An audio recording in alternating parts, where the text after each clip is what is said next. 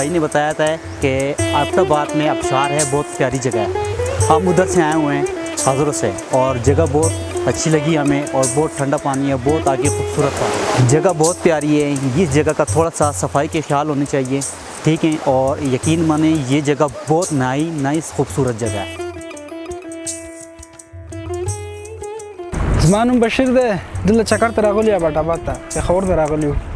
دا ډېر ښایسته ځای دی او نور ملګرو ته هم پکار دی چې راشي چکر ته، او ښکلی ځای دی، صحت دپاره هم ښه دی، او نو ټولو ته پکار دی چې راشي دلته چکر ته ووایي او ذهن بدل شي، ماحول بدل شي. ښکلی ځای دی ماشاءالله.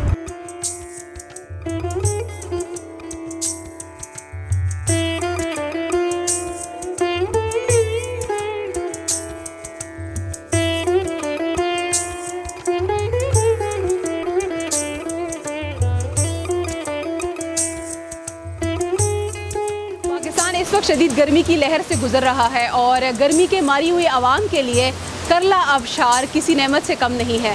अगर इंफ्रास्ट्रक्चर पर थोड़ी सी तवज्जो दे दी जाए तो मुकामी सियाहत को फ़रोग़ दिया जा सकता है।